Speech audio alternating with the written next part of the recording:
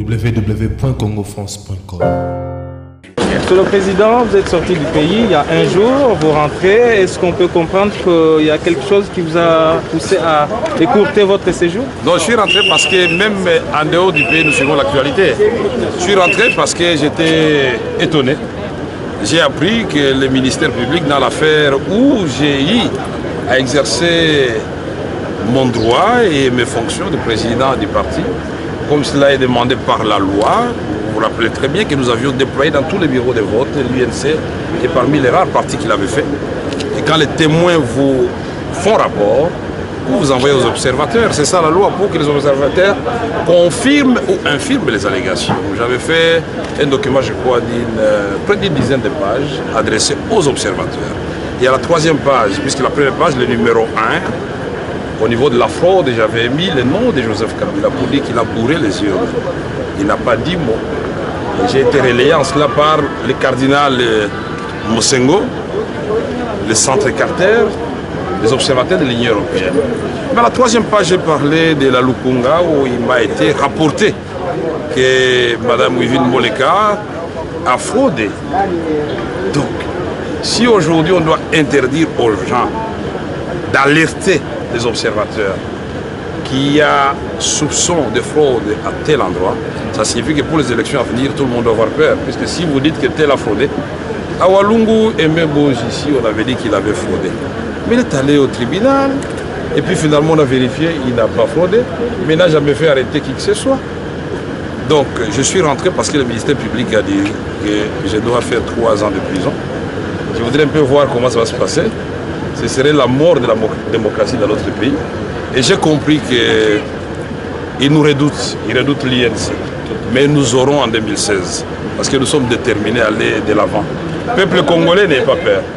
Nous allons aller de l'avant et nous faisons confiance à la justice. Même si parmi le personnel de la justice, il y en a qui pensent qu'ils peuvent recevoir des ordres et aller à l'encontre de la volonté du peuple et des règles établies par la loi. Je ne peux pas comprendre. Il y a eu des exceptions soulevées par nos avocats, des brillants avocats. Je suis très heureux, j'ai suivi certaines télévisions RTVS1 à partir d'Addis Abeba où j'étais, avant de prendre le vol pour l'Afrique du Sud. Mais j'ai suivi les images, j'ai suivi les commentaires, j'ai suivi les avocats. Mais c'est écœurant. Donc toutes les exceptions soulevées, au niveau de la forme, au niveau de la procédure, on dit on va joindre au fond. Mais c'est une grande première en justice. Et quand nos avocats cherchent à user d'un droit qui est reconnu à tout accusé, c'est-à-dire d'aller au niveau des greffes pour obtenir le pourvoi en cassation, on vous dit que le registre a disparu miraculeusement. Mais on apprendra dans les coulisses que les ordres avaient été donnés pour que les registres disparaissent. Je voudrais dire que je suis rentré, je suis calme, je ne vais pas attaquer qui que ce soit. C'est ma nouvelle méthode. L'absence d'attaque, c'est au fait une attaque. Le silence peut parler aussi. Mais je vous annonce que la caravane de la paix, qu'ils redoutent tant, qui est la caravane de la paix, en même temps la consultation de nos populations qui ont souffert pour savoir qu'est-ce qui s'est passé à l'Est, comment Mamadou est mort, comment pendant autant d'années nous avons perdu de guerre et en 4 jours, 10 jours, nous avons miraculeusement gagné. www.congofrance.com.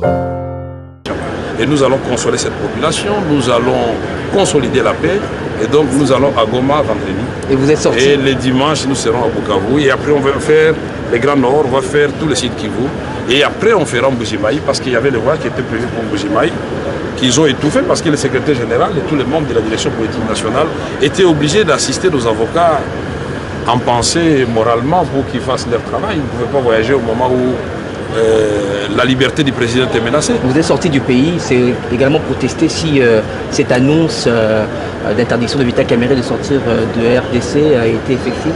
Ça, ce n'est pas mon genre, ce n'est pas ma façon d'agir. Je suis sorti parce que j'ai été invité par un chef d'État étranger qui a voulu discuter avec moi et parler de la situation de notre pays, qui ne comprend pas qu'un pays comme le nôtre puisse être le deuxième en termes de potentialité sur le plan planétaire, mais le dernier en termes de richesse réelle. Le premier en Afrique en termes de taux de croissance, mais le dernier en termes de taux d'enrichissement au niveau de la population. Un pays de paradoxes où la justice peut balayer du revers de la main la requête de M. Vital Kamerhe quand il a récusé l'élection de Joseph Kabila. Ça a duré 5 minutes. et on a clôturé le dossier. Et un pays où quelqu'un peut se retrouver député alors qu'il n'a jamais été élu. On a le cas de Michel Kabeya qui a appris à la télévision qu'il n'était plus député et qu'à sa place on a mis quelqu'un d'autre. www.congofrance.com. Qui n'a pas gagné alors qu'il avait déjà voyagé, il était tranquille, il avait toutes ses fiches, tout ça. Voilà, c'est ça le pays et c'est ça que nous voulons corriger. www.congofrance.com.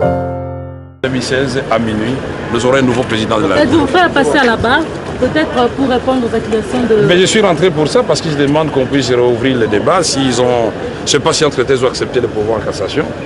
Et nous avons fait des exceptions au niveau de la bombe, puisque quand le tripé de la Gombe renvoie le dossier en Ngaliema et fait constater dans son jugement que Mme Wivine Moleka, dont l'avocat à sa demande a reçu de l'argent pour allongement à l'amiable, et moi je ne suis pas là pour parler des choses comme ça, puisque je dois poser la question. Et quand toutes ces exceptions sont soulevées, et qu'on doit me condamner, mais le droit de la défense est sacré. Ils doivent m'écouter et que ça soit une audience publique et que le peuple congolais sache pourquoi on doit arrêter Vital Kamerhe qui se bat pour la démocratie et la paix avec l'Union pour la nation congolaise au moment où on fait un forcing à l'Assemblée nationale pour donner l'amnistie au M23 qui est en train de se réorganiser avec finalement on a appris il y a des Somaliens, il y a des Sud-Soudanais. Et c'est très grave, maintenant nous avons compris, les alliés des M23, c'est qui?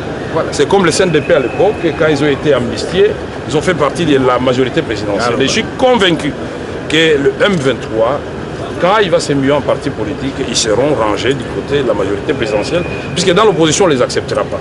Et ils feront partie du prochain gouvernement. Et s'il n'y a pas de vice-gouverneur aussi qui vous jusqu'à présent, c'est parce qu'on attendait l'amnistie du M23.